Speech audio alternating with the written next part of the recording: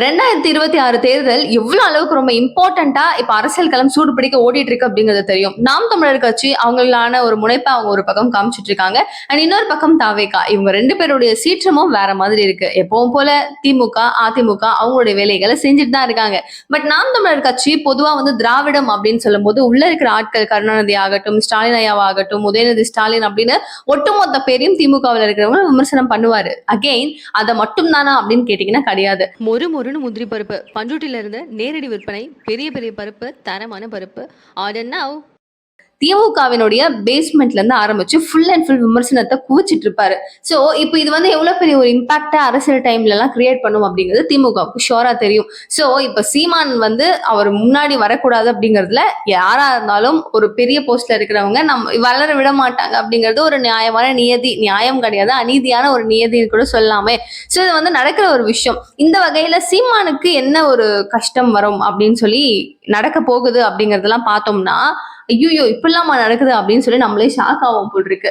So நடிகர் Rihanna அப்படிங்கிற இந்த ஒரு நபர் ராஜ்கரன் அப்படிங்கிற ஒரு நபர் மேல வந்து கம்ப்ளைண்ட் கொடுத்திருந்தாங்க. கிட்டத்தட்ட வந்து 80 லட்சம் வரைக்கும் எனக்கு கொடுக்கறதா பேரம் பேசினாங்க. ஏன் சீமான் அவர்களுடைய பேரை கெடுக்கணும் அப்படிங்கிறதுக்காகன்ற மாதிரியான விஷயங்கள் கசிஞ்சிருக்கு.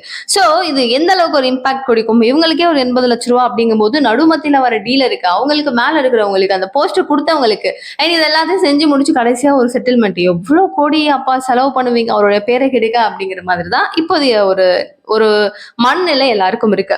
சோ இப்போதைக்கு சீமான் அவர்களுக்கு 2 கண்டிஷன். ஒண்ணு அப்படின்னு சொல்லும் போது மொத்தமா நாம் தமிழர் கட்சியை ஓரம் கட்டிடணும்.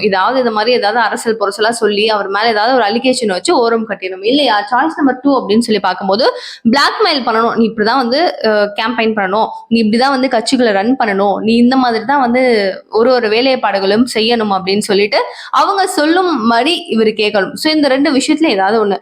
ஏன்னா அவருக்கு எதிராக ஏதாவது ஒரு விஷயம் வந்தா ஓகே நம்மளுக்கு சீக்கிரமா, ஏன்னா எந்த ஒரு எதிரியும் உழைக்க கூடாது அப்படிங்கறது அவர் ரொம்ப தெளிவா ஈடுபாட்டோட எல்லா கட்சிக்காரங்களும் பண்ற விஷயமா தான் இது இருக்கு, பார்க்கவும் படுது.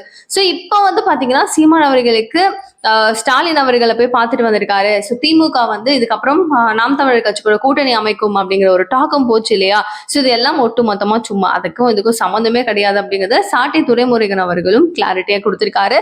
அண்ட் அகைன் இப்ப யாரு கூட கூட்டணி வைப்பாங்க அப்படிங்கிற ஒரு பிரச்சனை போயிட்டு நாம் தமிழர் கட்சியில இருக்கிற சீமான் அவர்களுக்கு இந்த மாதிரியான இடையூறுகளும் வர்றதுக்கான வாய்ப்புகள் இருந்திருக்கேப்பா அப்படின்னு சொல்லி ஷாக் ஆகும் வகையில தான் அவங்களுடைய சகோதரர்கள் எல்லாரும் இருக்காங்க. சோ இதை பத்தி நீங்க என்ன நினைக்கிறீங்க அப்படிங்கிற உங்களுடைய கருத்துக்கள் ரொம்ப ரொம்ப இம்பார்ட்டன்ட். மறக்காம மிஸ் பண்ணாம கமெண்ட் பாக்ஸ் சொல்லுங்க. நிறைய விஷயங்கள் பேசலாம். நிகழ்கால நிகழ்வுகள் ஒன்று கூட நீங்க தெரிஞ்சுக்கிறதுக்கு சேனலை சப்ஸ்கிரைப் பண்ணிக்கோங்க. தேங்க்யூ சோ மச் ஃபார் வாட்சிங் திஸ் வீடியோ. பாய்.